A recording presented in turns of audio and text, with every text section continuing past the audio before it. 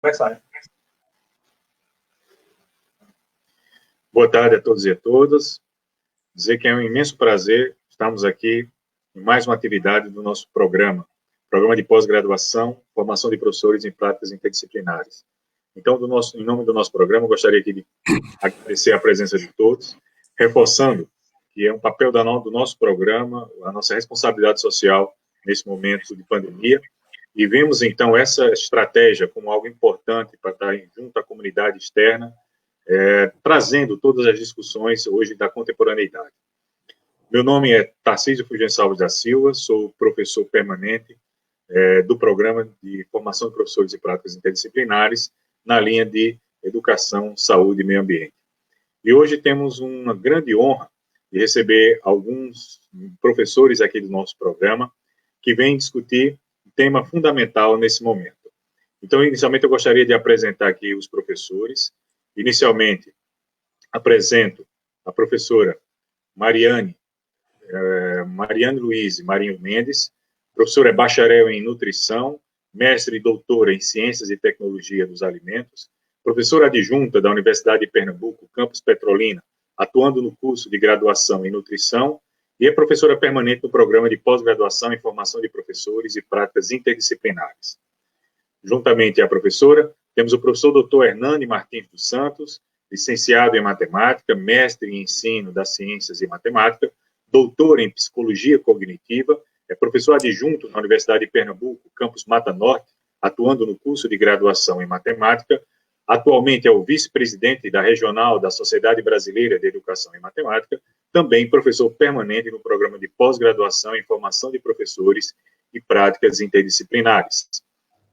Reforço que na tarde de hoje nós teremos um debate e aqui eu já passo algumas orientações em relação à dinâmica do nosso bate-papo. Nós teremos, então, inicialmente uma apresentação de 15 minutos de cada um dos debatedores e, a partir disso, nós abriríamos, então, as perguntas em relação ao debate que vai ser discutido na tarde de hoje.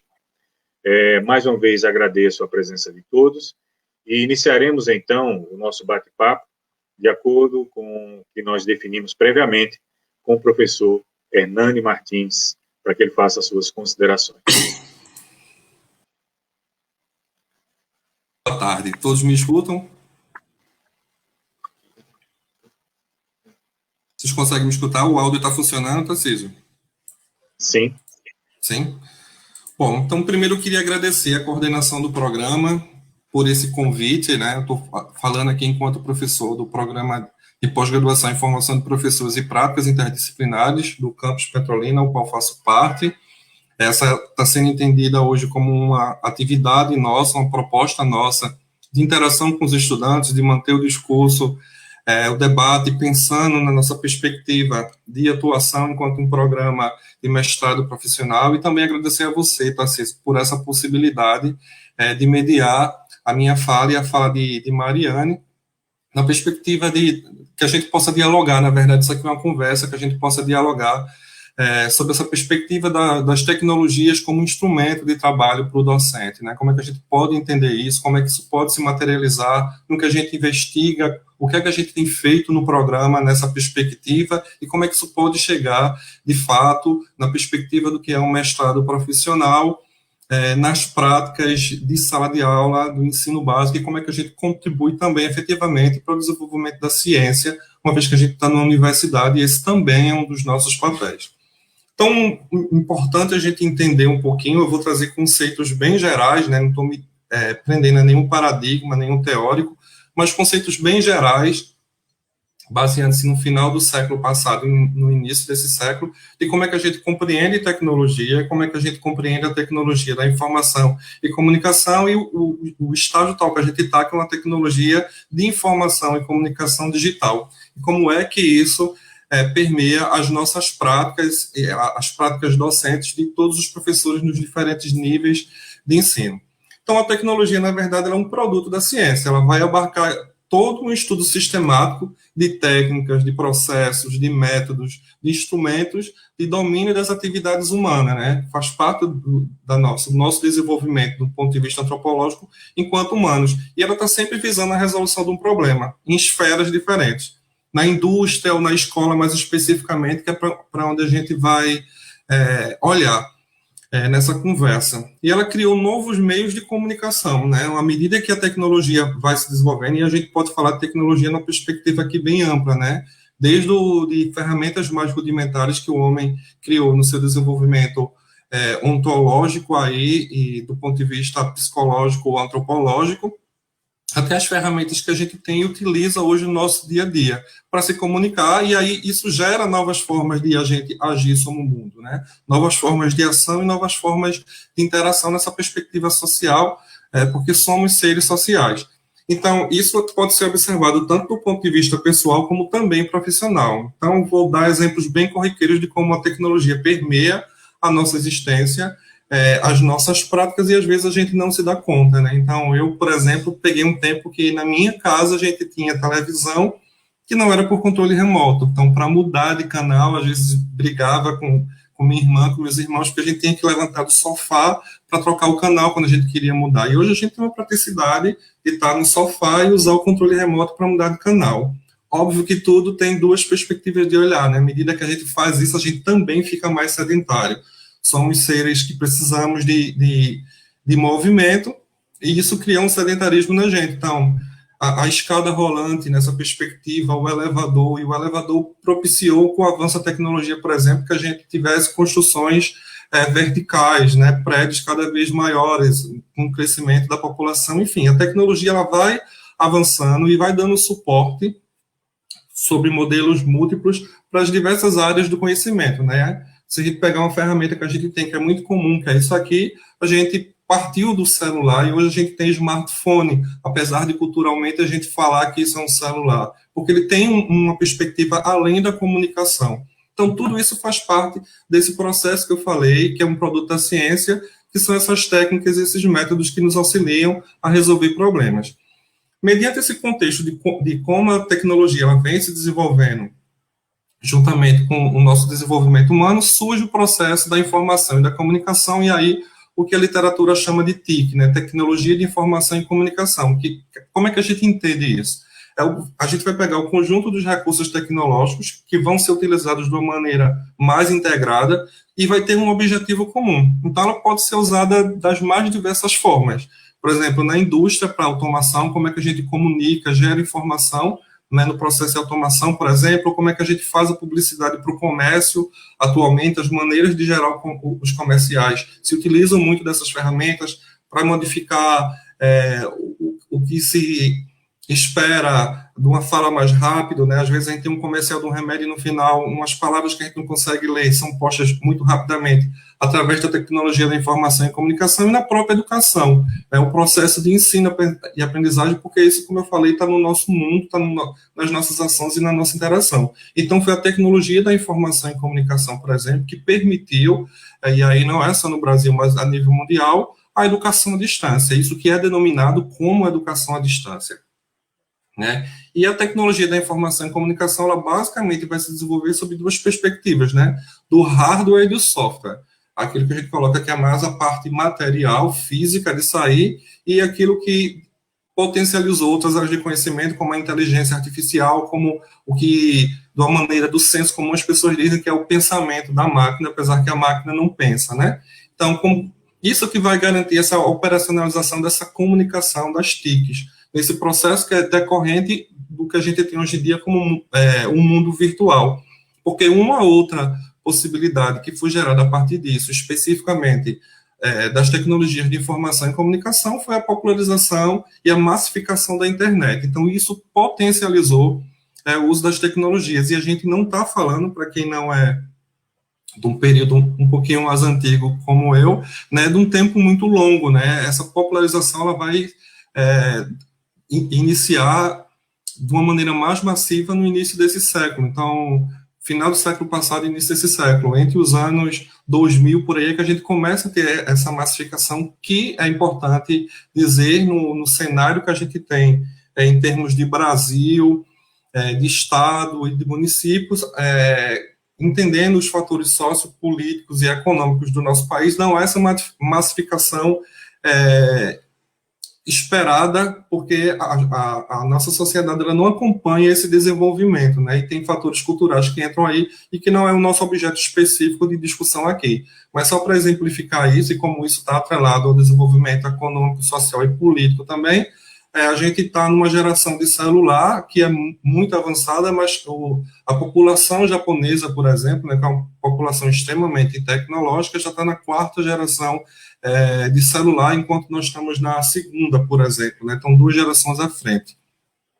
E mediante isso surge o contexto da tecnologia digital, que vai ser o conjunto de todas essas tecnologias que vão permitir, principalmente, a transformação da linguagem em dados numéricos. Então, assim, a tecnologia digital ela faz essa compilação, essa transformação de qualquer linguagem em dados numéricos que permite uma recodificação para aquilo que a gente está buscando construir.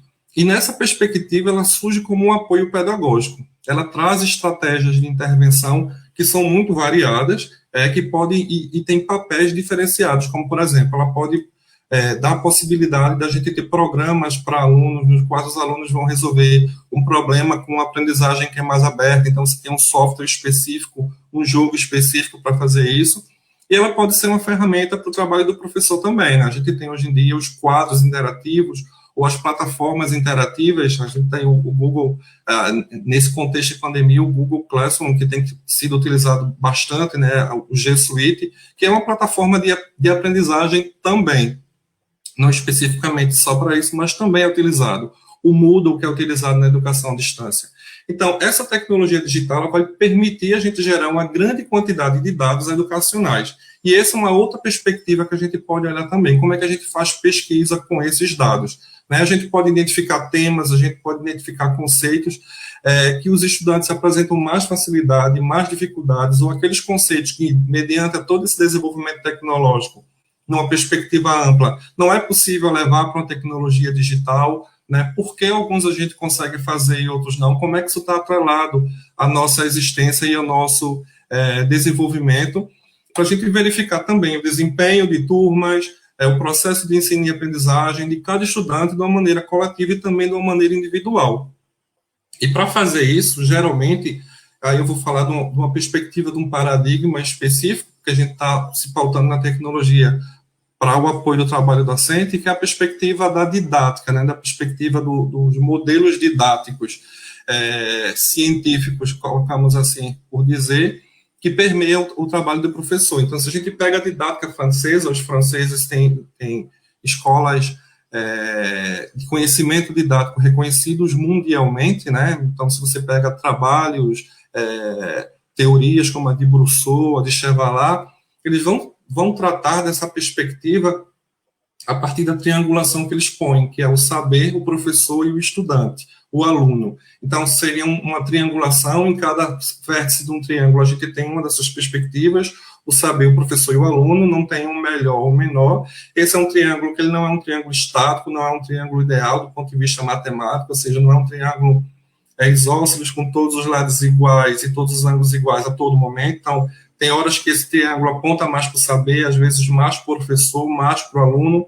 A gente tem relações entre esses vértices, né? Uma relação pedagógica entre professor e aluno, uma relação entre o professor e o saber, e aí é onde a ferramenta da tecnologia pode se fazer mais presente, uma relação do aluno com o saber, onde essa ferramenta também se faz presente, e no centro dessa triangulação a gente tem um contrato didático, que são as regras que a gente estabelece, que às vezes são explícitas e outras vezes são implícitas, né? Uma regra bem explícita que a gente tem, por exemplo, é como a gente pensa a perspectiva de avaliação para uma disciplina, para um componente curricular, e aquelas regras implícitas, que são aquelas regras que vão sendo desenvolvidas no nosso caminhar do trabalho docente, do trabalho no processo de ensino-aprendizagem. Então, por exemplo, comumente, é uma regra implícita, isso não está determinado, apesar da gente fazer planejamento, mas a gente costuma se dedicar mais a temas, a conteúdos específicos, a tópicos que a gente tem uma melhor facilidade, que são interesses nossos de pesquisa, de trabalho, de aula. Então, a gente,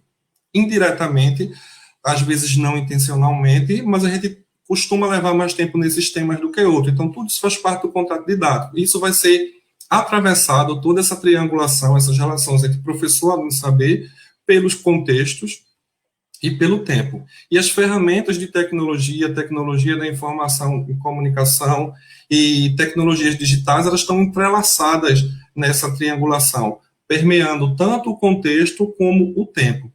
E por que eu estou falando disso? Porque essa perspectiva, ela gera uma identificação, um ponto de vista de como é que a gente conhece o contexto, como é que o contexto ele é entendido sob esse ponto de vista.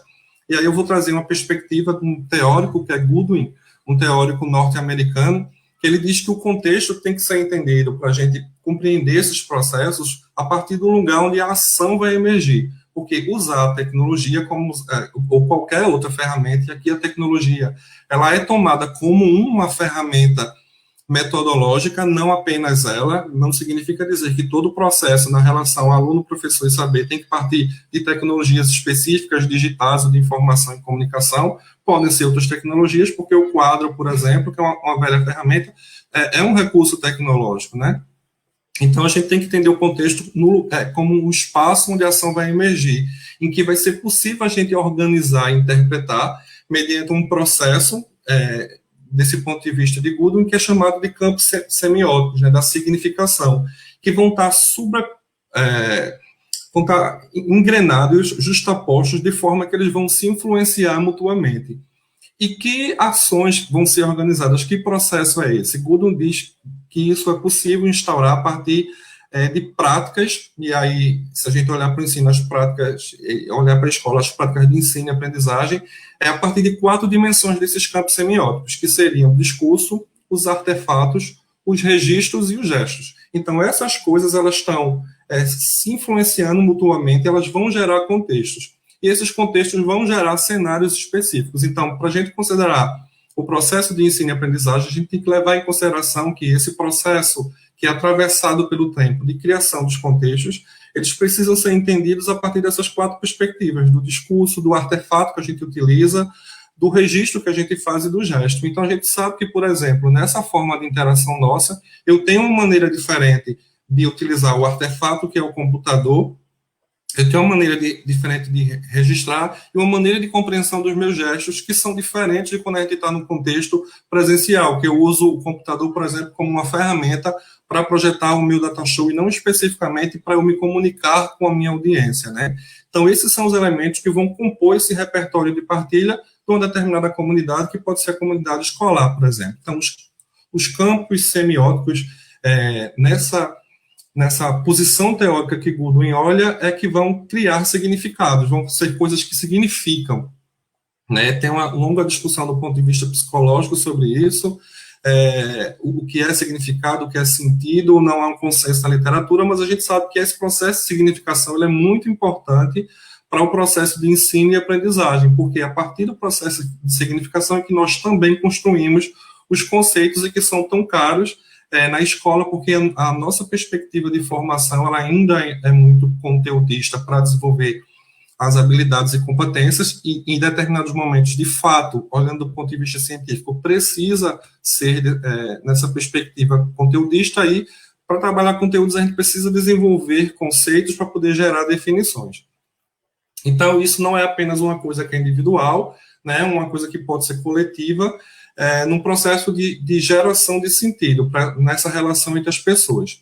Então, um determinado sujeito vai olhar para uma coisa, vai elaborar uma ação, e essa ação vai criar esse cenário, esses contextos, e a gente vai significando essas coisas. Então, no desenvolvimento disso que eu coloquei, da tecnologia, dessas práticas que são socialmente construídas, a gente tem algumas cristalizações, e que, obviamente, isso tem interferências do ponto de vista social, do ponto de vista econômico, do ponto de vista político.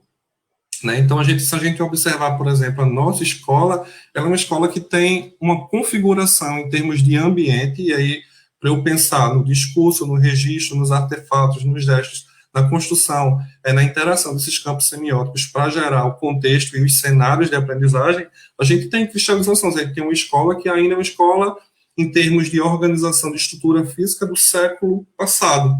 né? Então, a nossa disposição de sala de aula, que a gente tem com um quadro à frente, na posição que o professor está e que os alunos sentam, as perspectivas e os vários paradigmas já dizem, por exemplo, que a sala de aula não precisaria ter menos estudantes, os estudantes precisariam interagir de uma outra forma para que a gente gerasse o processo de significação e construção do conhecimento nos diversos saberes de uma maneira diferente, que não precisa ser só essa perspectiva de uma sala de aula física, os laboratórios, a gente precisaria ter quadros em diversas paredes, para que as pessoas possam interagir, o professor possa caminhar, e isso não ficasse centrado muito no professor, porque nós temos ainda uma prática de ensino que é centrada no professor, né?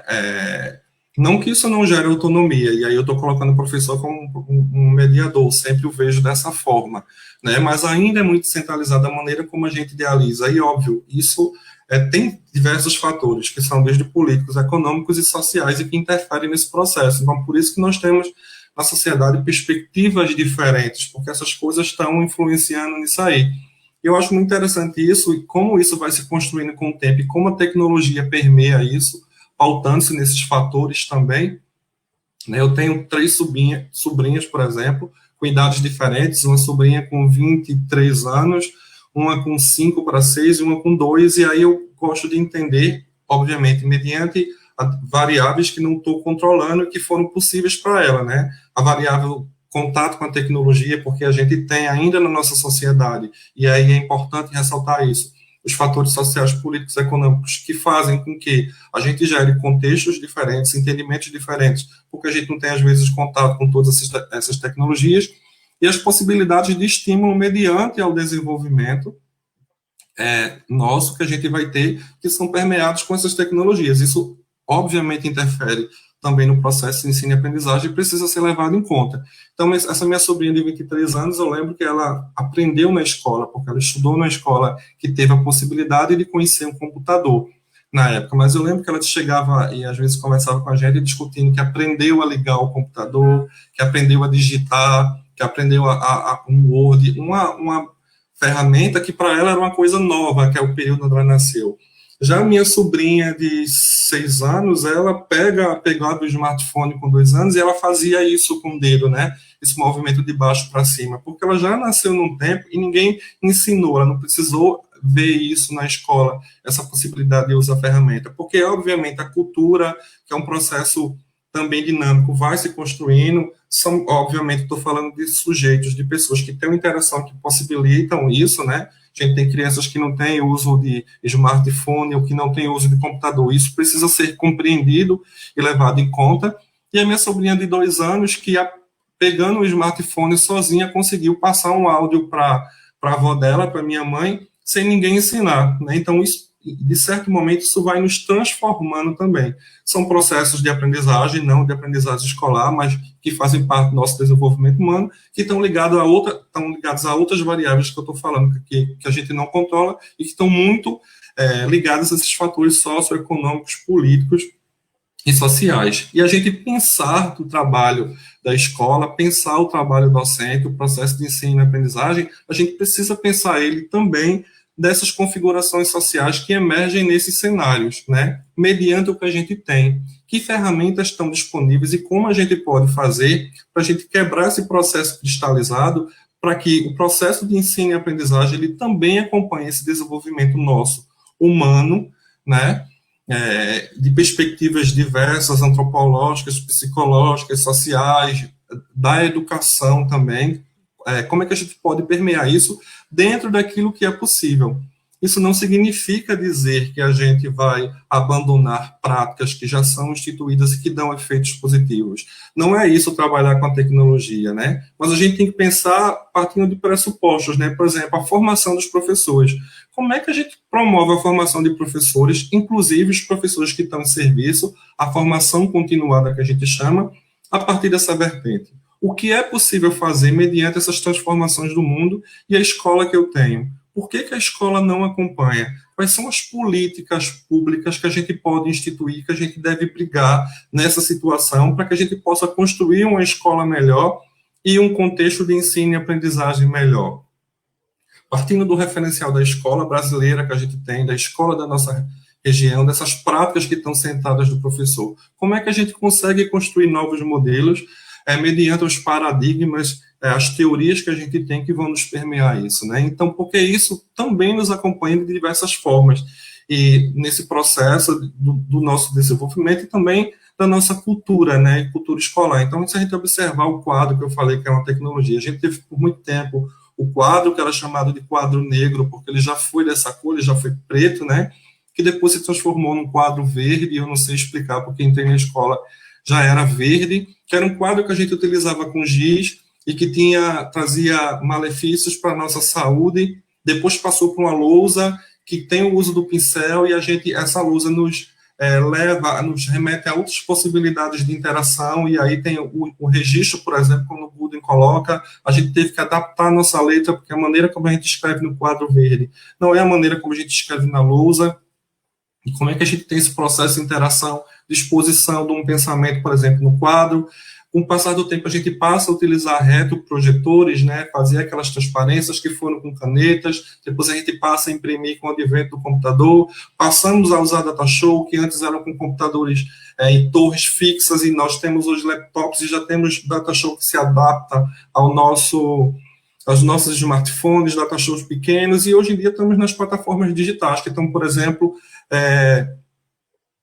possibilitando essa nossa interação. Então, como é que a gente pensa a nível de ciência da educação, ciência psicológica, antropológica, como é que a gente pensa a formação dos professores? Tem vertentes diferentes. E o nosso olhar especificamente no programa de pós-graduação em formação de professores e práticas interdisciplinares, porque a gente faz essa interlocução de uma maneira interdisciplinar, a partir das diversas áreas de formação, né? Das diversas ciências, a gente tem um olhar específico para isso. Como é que a gente pode promover a formação dos professores, inclusive daqueles professores que estão em serviço com as formações continuadas, assim dizendo, né, a terminologia que tem. E isso é permeado pelo que está em debate hoje em dia, que é a metodologia síncrona e síncrona. O que é possível fazer para criar contextos de ensino e aprendizagem, levando em consideração que eu tenho olhar. E aí é uma vertente teórica, para essa perspectiva do Gooden, do registro, do artefato, do gesto, que eu vou utilizar para criar essa possibilidade, né, de uma maneira que vai ter que ser conectada agora e que também pode não ser conectada agora, que pode ser assíncrona. Então, se a gente pegar a EAD que a gente tem, por exemplo, eu vou citar o exemplo da Universidade de Pernambuco, que a maioria das instituições que usam o Moodle. O Moodle é uma plataforma que permite uma interação síncrona e assíncrona. Então, para o processo de interação entre professor e estudante, é necessário que você tenha pelo menos 3 perspectivas assíncronas, um chat com um professor, você tem um fórum temático que tem que atravessar todos os conteúdos que estão previstos para desenvolver as habilidades e competências, e você também tem que ter uma web quest, que é uma espécie de projeto que você vai desenvolver. Então, assim, a maneira de interagir, de eu propor um componente, de eu formular na educação superior, nessa perspectiva, ela é bem diferente, né? Então, que computação vai fazer sentido para a gente mediar a avaliação da aprendizagem nos ambientes do nosso cotidiano, os ambientes mundanos e os digitais diversos que estão no ensino? Como é que a gente olha para isso, né? Como é que a gente integra a família nesse processo de ensino-aprendizagem? Como é que a gente pode pensar a tecnologia como aliada no processo contínuo e contingente, aliada ao trabalho do professor? Como é que a gente impulsiona a aprendizagem dos estudantes? Obviamente, tem variáveis que a gente não controla, né? Então, estou finalizando minha fala dizendo que a gente, na linha de políticas educacionais, formação de professores e praxis pedagógica, no programa de pós-graduação em formação de professores e práticas interdisciplinares, buscamos responder perguntas nessa vertente, buscamos investigar e, obviamente, por ser um programa, um mestrado profissional, a gente geralmente busca criar um produto que tenha uma efetiva intervenção na prática, que traga uma grande contribuição, grande na perspectiva de dizer que a gente consegue modificar minimamente algo, né? Então, assim, a gente tem dissertação sendo construída sobre fake news, a gente tem dissertação tratando, por exemplo, da formação docente dos professores em serviço em língua portuguesa, que está gerando um produto que é uma formação continuada, a gente tem docentes que estão olhando para os documentos oficiais a partir da prática pedagógica, tomando como referência paradigmas e teorias diversas. aprendizagem colaborativa, a lesson study, objetos de aprendizagem, a formação profissional a partir de Tardif, Schumann, enfim, são diversas perspectivas que a gente pode olhar isso. E uma das disciplinas do nosso programa que permite isso é a disciplina de inovação tecnológica em educação, que trata não somente da tecnologia, mas também como a gente pode ter um outro discurso, que aí já é um outro tema, que é agente geral, que é entendido hoje do ponto de vista da ciência por inovação. Tá? Então, isso é um panorama bem geral, e como a gente pode olhar essa perspectiva tecnológica, baseando-se na perspectiva dos paradigmas dos modelos que tratam da pesquisa em educação e sobre o processo de ensino e aprendizagem, sobre o que é tecnologia e como ela pode ser observada como um instrumento de trabalho docente. Obrigado.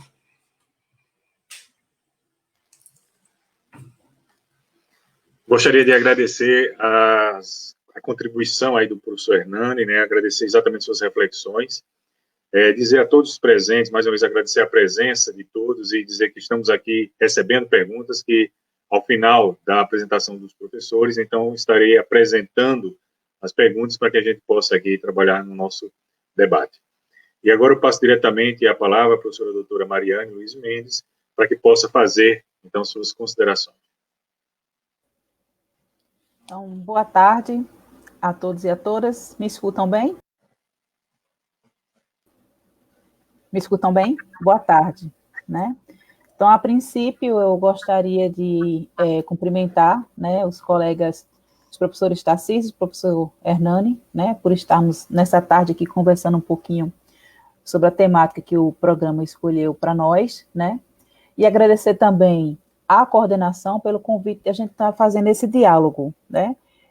Especialmente a professora Áurea, né? Ela tem se empenhado bastante, né, que nosso programa nesse tempo de pandemia pense para além do que a gente está acostumado na nossa prática cotidiana, né? Então, a ideia dessas lives, ela veio muito nesse sentido, né?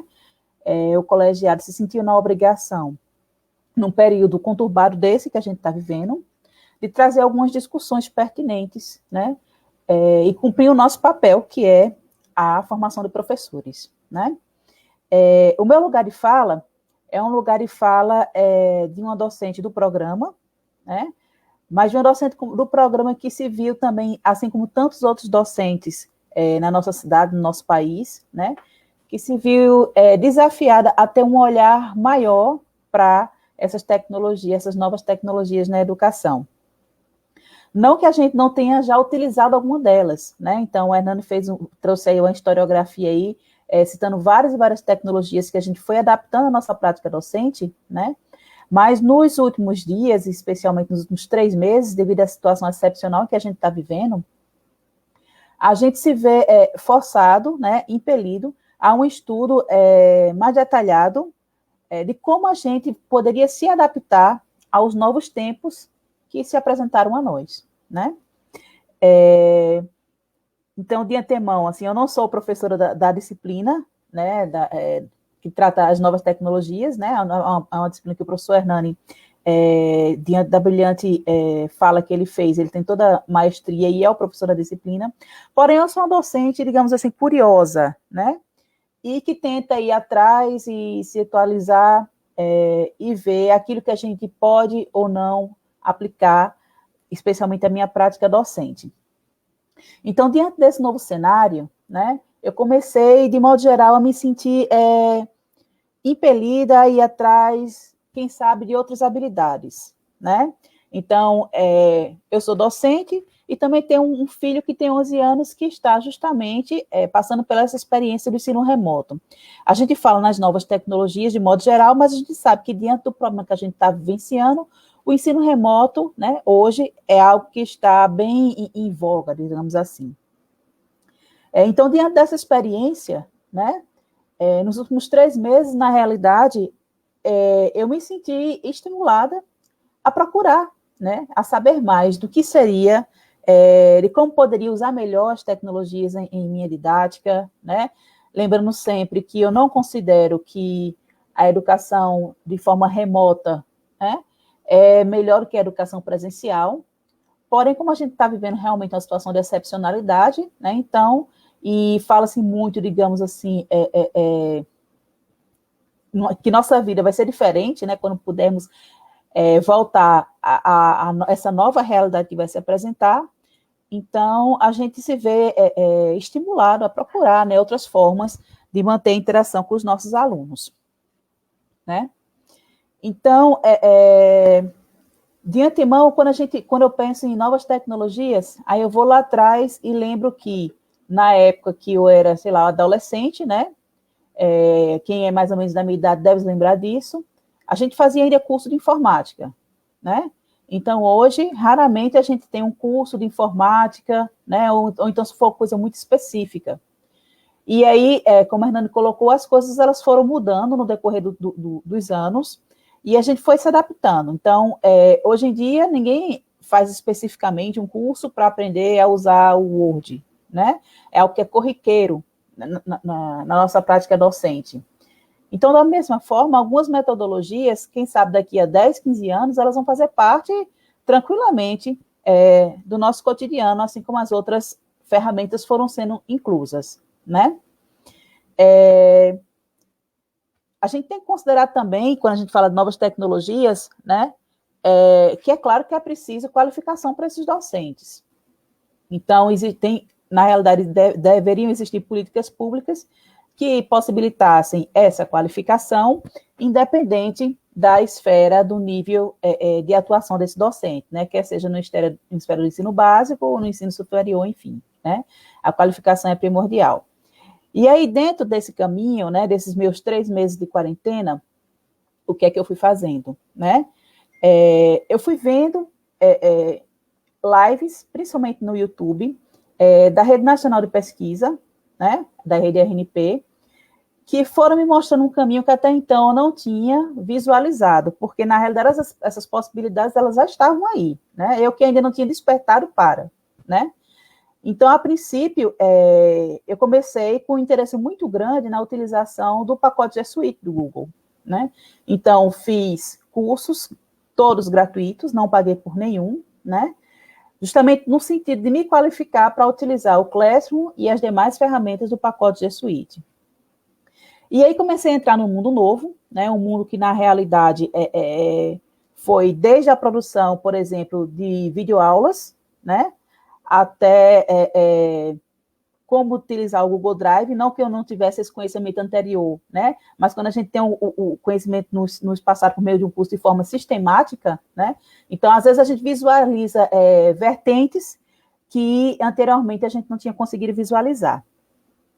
E assim fui fazendo, digamos assim, meu período de imersão nesse mundo mais voltado para as tecnologias de educação, né.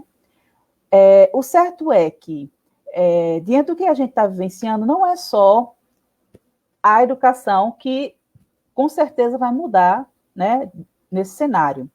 Então, a gente já sabe que as vidas deverão ser adaptadas, né? Então, a gente vê, por exemplo, o comércio tem que se adaptar, o lazer vai ter que ser adaptado, e, consequentemente, a forma como a gente faz a educação também vai ter que ser uma forma adaptada, né? Então, nesse cenário, eu comecei a perceber que algumas coisas que pareciam distantes, às vezes nem são tão distantes, são fáceis de ser executadas, né?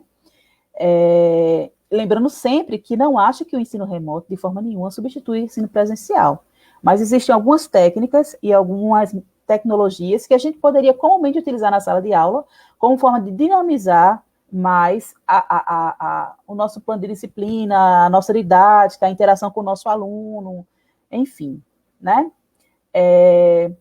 Algumas inquietações eu já me vinha fazendo há alguns anos, porque hoje em dia a gente sabe que o aluno, se ele for um aluno autodidata, ele não precisa da figura do professor para descobrir alguma coisa, conhecer alguma coisa, né? A gente sabe que a internet, por exemplo, é um mundo. E é claro que eu estou falando de um aluno que ele tem acesso à internet, né? Então, a figura do professor, ao longo do tempo, com esse advento dessas novas tecnologias, ela também foi se modificando, né? E o professor, ele acaba assumindo um papel muito mais moderador, né? do que um papel realmente de quando a gente era criança, que era aquela figura transmissora da informação, né? Então, é aquela educação bancária, né, que Paulo Freire tanto fala, né? É uma educação que, devido à própria evolução do que a gente está vivenciando hoje, ela tende aos poucos, né? Não sei se tão rapidamente ou não, mas ela tende aos poucos a cair por terra, né? Porque os indivíduos, eles começam a se colocar no centro dos seus processos de construção do conhecimento. E aí a figura do professor, ela passa a ser uma figura muito mais de mediador de todo esse processo. Então, no meio de toda essa conturbação está justamente o ensino remoto, né? Mas o ensino remoto, ele é bom ou ele não é? Né? Quais serão as consequências desse tipo de ensino daqui a 10, 15, 20 anos? Será que o aluno que faz uma educação voltada no ensino remoto, ou então na EAD, né, que é especificamente um curso todo na EAD, ele é um melhor profissional ou não do que um aluno que tem uma educação presencial? Né? Porque esse questionamento é um questionamento que tem estado muito em voga por causa da situação de pandemia. Né? Mas dentro desse contexto, fora a questão do ensino remoto, como eu posso inserir novas tecnologias no meu dia a dia docente? Né? Então, como eu posso utilizar... eu acho que todos os professores, né, todos os docentes, por exemplo, já fizeram, por exemplo, um estudo dirigido, né? Ou um exercício qualquer. E como seria feito esse estudo dirigido? Normalmente a gente passa um estudo dirigido, uma atividade, né, dá para esse aluno, né, quero em tal dia esse retorno desse estudo dirigido.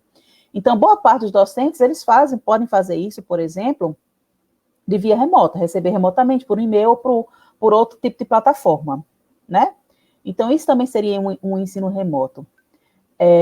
Com relação às novas tecnologias, o que é que a gente poderia inserir na nossa prática, né? Como eu disse anteriormente, é um mundo aí que se apresenta, é o Padlet, é a gravação de vídeo pelo Loom, o próprio Google Classroom, é o Moodle, né? Então, são ferramentas que podem ser utilizadas. Agora, eu sempre destaco que nesse processo todo, né, como o próprio nome diz, elas são ferramentas, né? A prática é do docente. O docente é que tem a autonomia e que é ele que vai conseguir saber qual a melhor ferramenta para ser utilizada e atingir o objetivo que ele deseja naquela disciplina específica, naquele conteúdo programático específico, enfim, né? Então, eu na graduação eu dou uma disciplina que ela é voltada à tecnologia, que na realidade é voltada para a tecnologia de alimentos, né? E a gente costuma sempre dizer, uma ponderação que eu faço com os alunos, que, por exemplo, a indústria de alimentos foi uma indústria que cresceu muito, principalmente depois da Segunda Guerra Mundial, né? Então, havia necessidade, por exemplo, de se ter alimentos enlatados, desidratados, para alimentar tropas, né? Então, aquele alimento ele precisava durar mais para as épocas de escassez, né? Então, na realidade, quando a gente tem esses grandes eventos na humanidade, que é o que a gente está vivenciando hoje, né? Esses eventos, eles possibilitam que a gente possa olhar por outra perspectiva, como também possibilitam alguns avanços tecnológicos, e alguns deles vêm para ficar, né? Como o exemplo que eu estou citando, por exemplo, de um alimento enlatado. Então, na realidade, eu parti de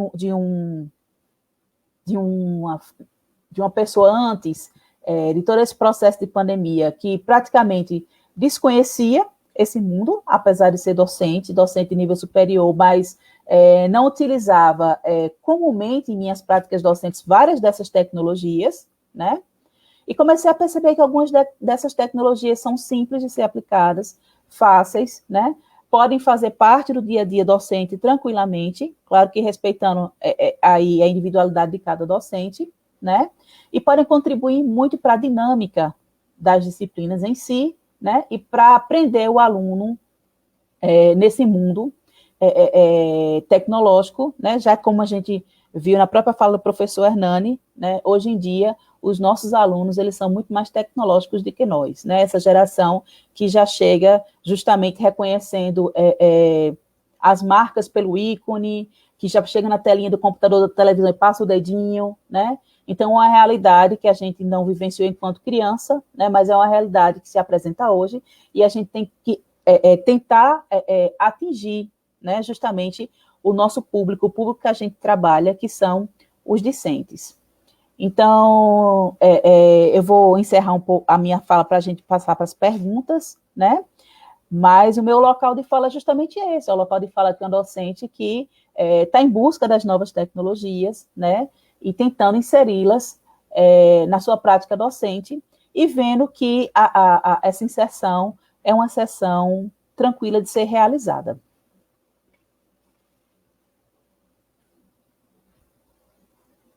Professor Tarcísio? Agradeço as contribuições aí da professora Mariane. Reforço que aqueles que quiserem fazer questionamentos, nós já estamos abertos à possibilidade, então, de questionamentos, e por isso aqui eu já começo iniciando o que nós estamos recebendo pelas redes sociais. A primeira pergunta que eu gostaria de fazer, e aí quem quiser responder, acho que pode ficar à vontade, é que cerca de 40% dos lares brasileiros eles não possuem internet em casa.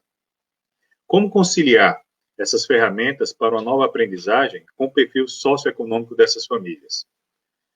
Alguém gostaria de comentar, iniciar o comentário? Queria fazer uma fala, e acho que a Mariane pode complementar. Então, como é que a gente pode mediar o processo de ensino-aprendizagem? Como eu tinha falado anteriormente, ela é mediada por todos esses fatores, que são variáveis que eu disse que a gente não controla e que geram situações diferentes, né? Socioeconômicos, políticos.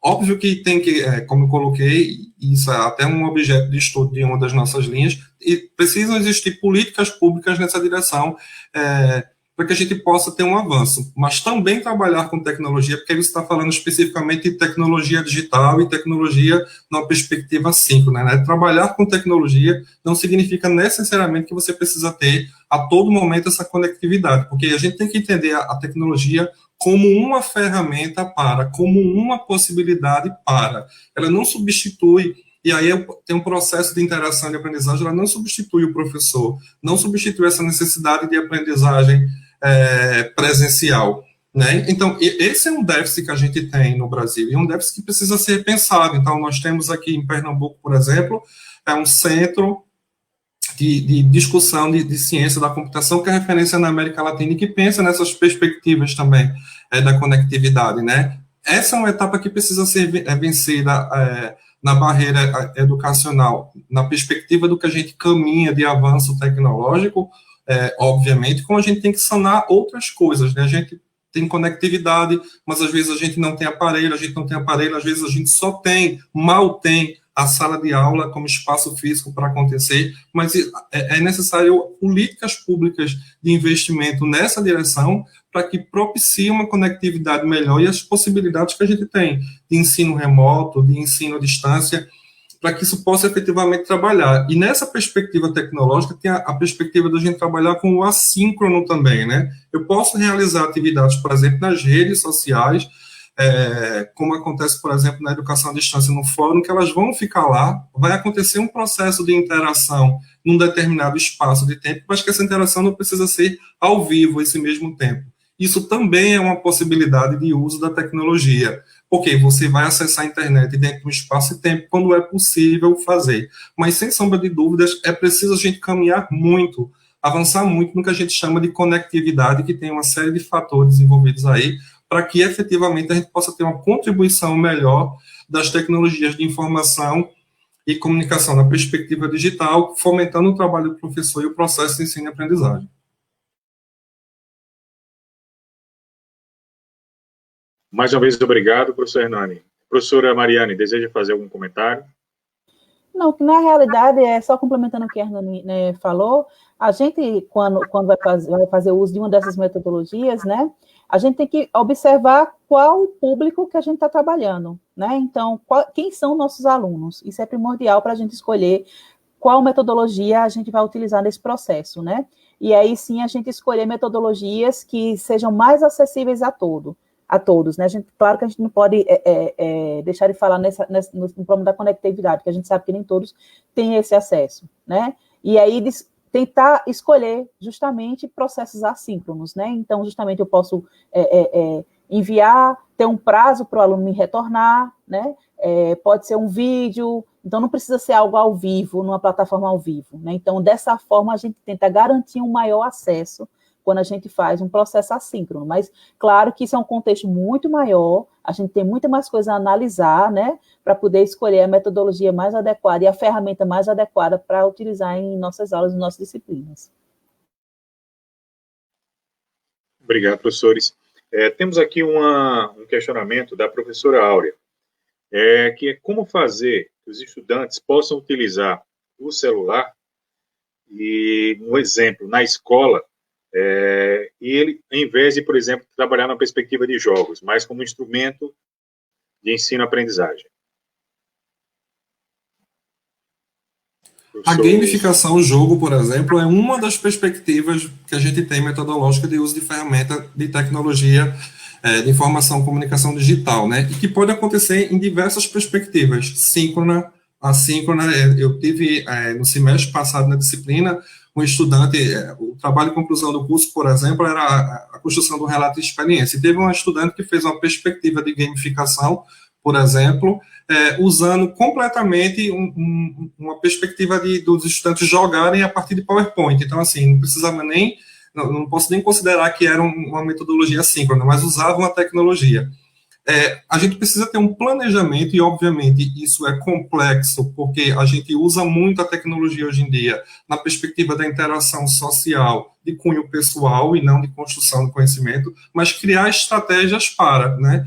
Teve uma outra estudante também nessa mesma disciplina que ela estava achando complicado e que não entendia como podia fazer isso, mas ela usou, por exemplo, o WhatsApp para se comunicar com os estudantes e trabalhar o conceito de localização, para que eles construíssem um mapa, né? Então, ela usa todos os conceitos que ela precisava desenvolver lá e a perspectiva de trabalhar um conteúdo usando a ferramenta do WhatsApp, associada ao Google Maps, para que ela pudesse fazer efetivamente o seu trabalho em sala de aula. Então, a gente precisa de um planejamento, uma perspectiva do que é preciso desenvolver em termos de competência e habilidade, e também uma conscientização de como é a ferramenta. Lógico que a gente não vai ter controle sobre tudo em sala de aula. Da mesma forma como a gente não tem controle sobre conversa paralela e troca de papel, de material, às vezes, porque temos muitas pessoas em sala de aula, né? Mas a gente precisa instituir uma cultura também que essa ferramenta pode ser utilizada para isso, que eu acho que com o passar do tempo vai acontecer. Por exemplo, os meus alunos de graduação, eles pedem sempre que possível, quando eu compartilho um texto, que eu envie o texto em PDF, porque muitos acessam e utilizam na aula pelo celular. Eu até invejo a visão deles, a capacidade de leitura, porque conseguem ler no celular, né? Para mim, isso é terrivelmente complicado, me dá muita dor de cabeça, mas assim, criar estratégias no nosso planejamento para que a gente possa usar a ferramenta de maneiras diversas, diferentes, seja ela síncrona ou assíncrona, com a conscientização que aquele momento é um momento de trabalho pedagógico, de trabalho de ensino, né, de construção de uma perspectiva acadêmica. Senhora Mariana, deseja fazer uso da palavra em relação a esse aspecto? Enquanto a Hernando estava falando, eu estava me lembrando justamente que alguns docentes, né, tinham a seguinte prática, né? Na minha aula não pode ligar celular, não pode ligar computador, né?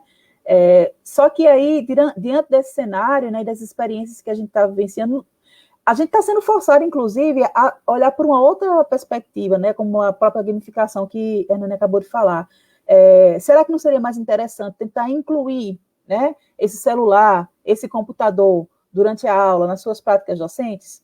Claro que eu estou falando isso, mas isso vai depender da dinâmica que está sendo dada a aula. Mas talvez, né, incluir esse meio digital na sua aula seja uma boa estratégia, né, para deixar a atenção dos alunos voltadas para aquilo que você quer realmente explanar, explicar, né, debater.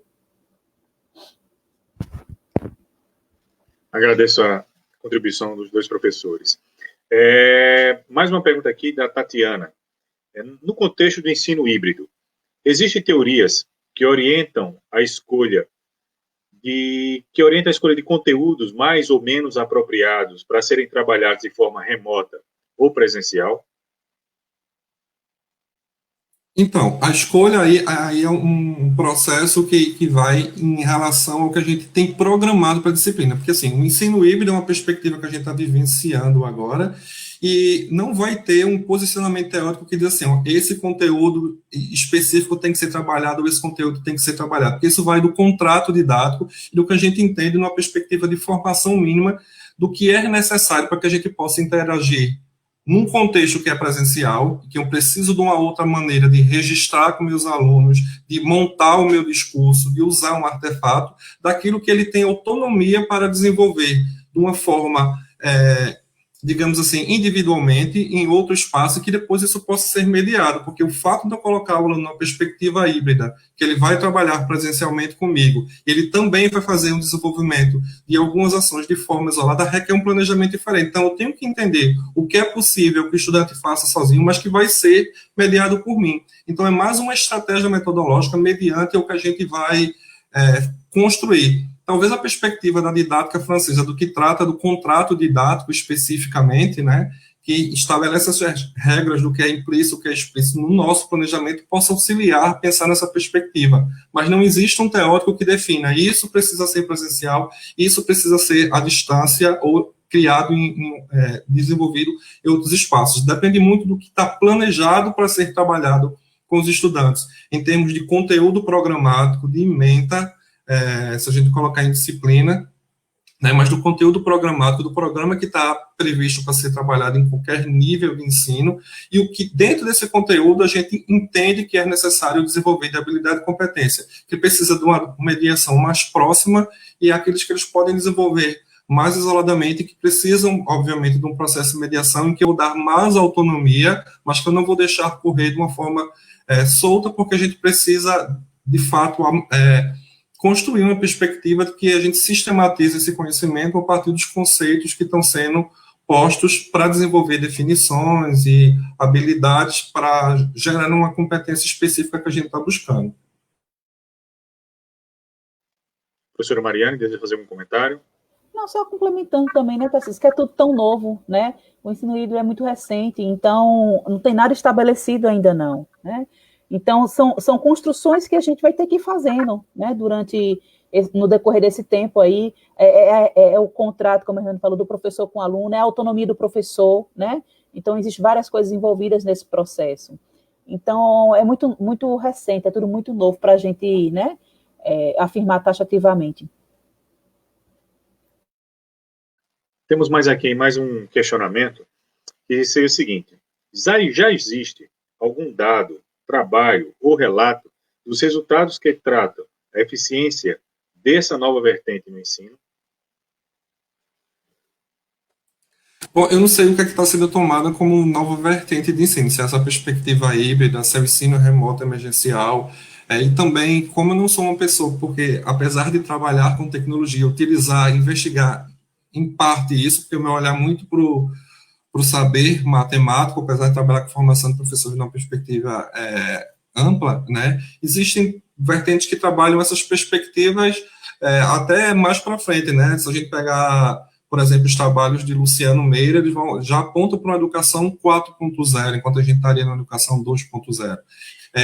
Aqui, estou citando pessoas que são mais próximas, né, de literatura mais acessível.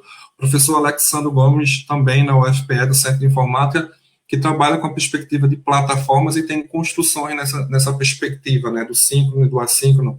A professora auxiliadora também do Centro de Educação da UFPE, que trabalha com uma perspectiva metodológica que ela chama de coreografias didáticas. Existem trabalhos nessa vertente, mas acredito que no Brasil essa perspectiva híbrida ela é muito nova.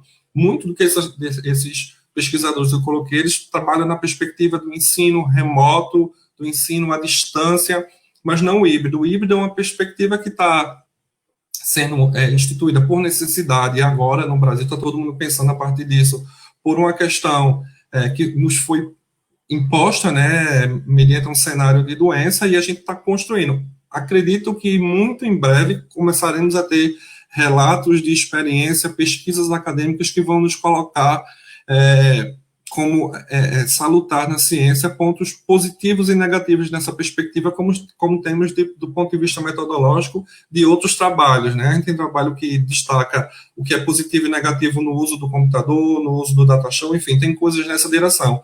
Mas ainda é sobre esse modelo do que a gente está planejando agora para um híbrido, e aí eu estou planejando o Brasil todo, o cenário todo do que está acontecendo, eu desconheço, né? Conheço alguns trabalhos de perspectiva de uso de televisão, de rádio, de computador, mas especificamente um ensino híbrido no que está sendo pautado nas discussões atuais, eu desconheço, mas acredito que em breve isso vai acontecer. Eu gostaria de informar a todos os presentes que daqui a aproximadamente 2 minutos, nós, devido ao tempo do Instagram, nós cairemos. Mas voltaremos para as considerações finais, as últimas perguntas, só para que a gente possa realmente fechar esse momento tão rico de contribuição aí dos dois professores. Aproveito, tem um questionamento aqui que é direcionado para a professora Mariane. Professora Mariane, essa pergunta, ela surge dizendo que a senhora tem essa vertente da educação e da saúde. Então, a pergunta diz o seguinte: diante desse volume de informações que os docentes estão sendo obrigados a conviver, há naturalmente uma sobrecarga de trabalho. Isso pode impactar negativamente a saúde e a qualidade de vida desses? Se algum aluno da disciplina de qualidade de vida deve ser, né? Com certeza, né? A gente vem num momento em que a gente está no momento de pandemia, né? As pessoas, cada um encaram esse momento de pandemia de uma forma diferente, né? Então, a gente tem pessoas que focam em malhar, a gente tem pessoas que focam em fazer comida, então a gente tem pessoas que focam em fazer cursos, pessoas que ficam trabalhando direto, né? Então, com certeza, esse volume de trabalho, né, se não dosado, né, ele pode sim contribuir para o adoecimento, né? Porque a gente sabe que o conceito de saúde hoje é um conceito muito mais amplo do que se tinha no passado, né? Então, saúde não é apenas você não estar doente fisicamente, né? Mas envolve uma série de variáveis, enfim. Então, isso deixa esse conceito um conceito muito mais amplo. Então, com certeza, né? O que é que se deve fazer para evitar que esses adoecimentos aconteçam, considerando todo esse contexto que a gente está vivendo e qualificações de novas tecnologias, enfim. O que você tem que se fazer é você tentar manter uma rotina. Uma rotina que eu digo tenha seu horário de acordar, né? A fazer as principais refeições do dia no horário correto, reservar o horário de trabalho, como se você estivesse presencialmente no trabalho, vai para casa, ou fora do horário que você não estaria no trabalho, como se você fosse para casa, não é o horário mais de você trabalhar, né? Então, você tem que tentar manter essa rotina para tentar manter sua mente saudável também, né? Não é fácil, também não é receita de bolo, né? Então, para cada pessoa funciona de forma diferente, mas é importante que as pessoas, elas se apropriem bem disso, né? E tentem minimizar os danos, né? Que é a situação que a gente está vivendo e esse investimento, ou no estudo de novas tecnologias, ou no estudo de didática, ou no estudo de qualquer que seja, focado, né, também prejudica a qualidade de vida e, consequentemente, a saúde, não só da pessoa em si, mas da família toda que está com ela, né? Obrigado, professora Mariane. A partir, então, desse momento, eu gostaria que os professores fizessem suas considerações finais. Iniciando, então, pelo professor Hernani. Eu queria agradecer mais uma vez a possibilidade de dialogar com todo mundo, os estudantes do programa, o público externo, e aqueles que se sentirem motivados, que acharam que é interessante, na verdade, essas provocações, porque a Mariane colocou aqui, foi um cenário de provocação, né, de perspectivas amplas, tem muita coisa para a gente desenvolver e trabalhar nessa perspectiva, é tudo muito novo, e esses questionamentos, por exemplo, aqueles que acham que é importante investigar e que têm uma perspectiva de contribuição para a educação, que pensam concorrer no mestrado, por exemplo, que acham que isso é interessante, que vejam isso como possibilidades de intervenção na prática do professor, de construção de projeto de pesquisa, né? Alguém colocou aí sobre o ensino híbrido, são possibilidades que estão surgindo e que precisam ser investigadas, e a gente vai contribuir efetivamente para a educação e para a sociedade, na nossa perspectiva, investigando essas coisas, se elas nos motivam, de fato, para entender o processo de ensino-aprendizagem e a educação como um todo. mais uma vez agradecer a possibilidade de dialogar e dizer que não só eu, mas todo mundo no programa está sempre disponível. As nossas disciplinas, elas também são disciplinas que, as eletivas oferecidas para o público em geral, e aqueles que terminaram a graduação, que querem entender esse debate e que pensam numa carreira acadêmica futuramente, são sempre muito, muito bem-vindos, porque ciência é feita dessa forma, com diálogo. Então, gostaria também de agradecer, né, a oportunidade de estar aqui conversando, que na realidade é uma conversa, né? Então, quando a coordenação pediu que a gente participasse dessa conversa, a gente entende que é o papel do nosso programa, né? Então, a gente está em tempos em que a educação, o ensino remoto, as novas tecnologias, né? Então, eles estão cotidianamente nos bombardeando, estão na mídia, né? Então, mais do que saudável que a gente traga debates como esse, né? Então, a gente cumpre aí nosso papel enquanto professores de um programa de formação de professores, né? E práticas interdisciplinares, né? Reforçar que também, tanto eu, como o Hernani, como o professor Tarcísio, a professora Aura, enfim, todos os docentes do colegiado, eles estão sempre acessíveis realmente, né? As sugestões, a que a gente possa dialogar mais, conversar mais, né? E juntos a gente ir construindo, né, esse conceito de ensino híbrido, como foi dito aqui, né, a gente tentar juntos também adequar as nossas práticas a essas novas tecnologias, né. Eu acho que, eu costumo dizer que as experiências que acontecem na nossa vida são experiências que sempre são um grande aprendizado, né, e nada acontece por acaso. Então, quando a gente se depara diante de determinadas situações, com certeza, a gente está vivenciando essas situações para aprender alguma coisa com elas, né? Então, que esse momento tão difícil e conturbado que a gente está vivendo, ele sirva na realidade como alimento para a gente poder aprender coisas novas, né? E transformar o que a gente normalmente, popularmente fala de um limão numa limonada, né? Então, conseguir fazer da situação, do contexto horrível que a gente está vivendo, né, que a gente consiga fazer florescer e frutificar bons frutos. Então, agradeço a todos e a todas, né, por estarem aqui com a gente nessa tarde. Eu gostaria de trazer aqui uma problemática, porque surgiu uma última pergunta aqui, que é algo que acho muito importante, tendo o nosso papel como no programa de formação de professores, tendo a característica até mesmo da nossa instituição, né, o Campus Petrolina, que é o seguinte, eu gostaria de pedir licença a vocês para fazer essa pergunta. A última, né, mas que acho que traz reflexões, consequentemente, para nós. A partir do que vocês trazem de reflexão, vocês acham que isso vai mudar a perspectiva na formação dos nossos novos professores, na nossa universidade, em todas as outras universidades? Será que nós teremos que ter novas disciplinas, um novo olhar para um projeto pedagógico de curso para atualizar a nossa formação docente? É uma última pergunta que eu trago, mas é que realmente ela é crucial e acho que é uma boa pergunta para nós fecharmos a nossa atividade. Então, eu vou colocar aí na perspectiva inicialmente teórica que eu trouxe do Goodwin. Alguém perguntou aí, né? O nome desse teórico é Goodwin. Goodwin. Good de bom, W-I-N. Goodwin, né? Do que a construção da configuração contextual a partir dos campos semióticos que significam, né? Então, assim, isso é muito dinâmico. As pessoas que não acreditavam que educação é um processo dinâmico e complexo têm que passar a entender isso dessa forma, que ela também se transforma, né? Como eu disse, a gente sempre partiu da perspectiva da educação de uma maneira muito cristalizada. Isso está trazendo impactos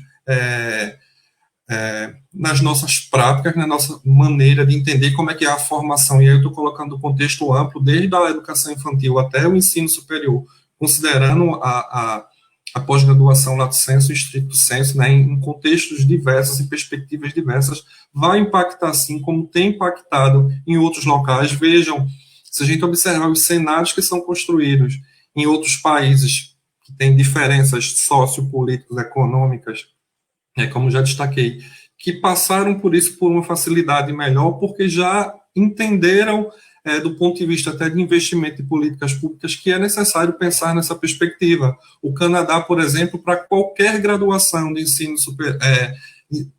qualquer curso de graduação no Canadá, o ensino presencial tem que ter obrigatoriamente 20% de formação à distância, e o ensino à distância obrigatoriamente tem que ter pelo menos 20% presencial. São novas maneiras, novos arranjos que estão sendo construídos numa perspectiva diferente de como a gente interage. Eu acho que isso não vai substituir o papel da escola, o papel do professor, mas são possibilidades de criar novas maneiras de interação e de dialogar com aquilo que a gente desenvolve do ponto de vista da competência profissional, da competência de construção para a formação de cidadania, né, da formação do ponto de vista da escola e da universidade. Eu não tenho dúvida que isso vai ser impactado, como já está sendo, né? Como a gente vai caminhar daqui para frente, como a gente vai repensar, porque eu acho que é preciso repensar, a gente tem que construir, porque é tudo muito novo ainda.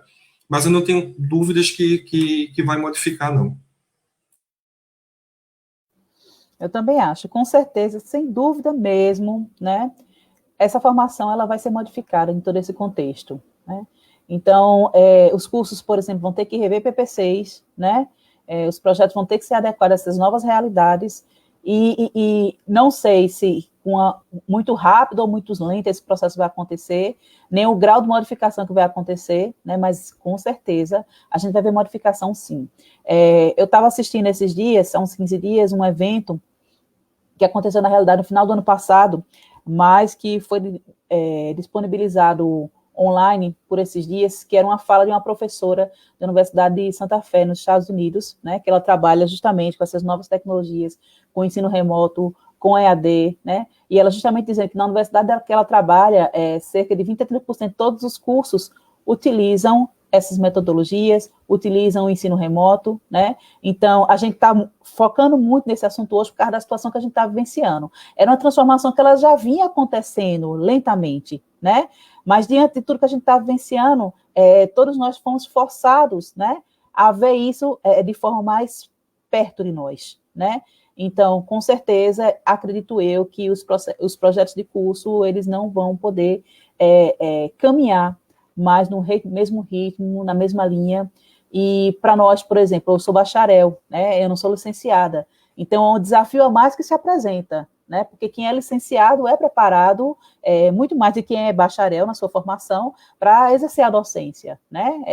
A formação é essa de quem é licenciado, né? E quem é bacharel, não. Então, a gente vai ter que correr bem atrás para tentar acompanhar todas essas mudanças aí que estão se apresentando para nós. Em nome do Programa de Pós-Graduação, Formação de Professores e Práticas Interdisciplinares, queria agradecer imensamente a presença de todos nesse rico momento do nosso programa. Em especial, agradecer ao professor Hernani, professora Mariane, pelas suas contribuições, pelas reflexões e inquietações que trouxeram para todos aqui nesse momento e que são fundamentais realmente para que a gente possa pensar a nossa prática docente de uma forma diferente e, principalmente, estar apto a defender uma formação de qualidade, mas frente a todos esses nossos desafios que temos pela frente. Então, mais uma vez, eu gostaria de agradecer imensamente os dois professores e a todos que estão presentes, que se preparem para a próxima live.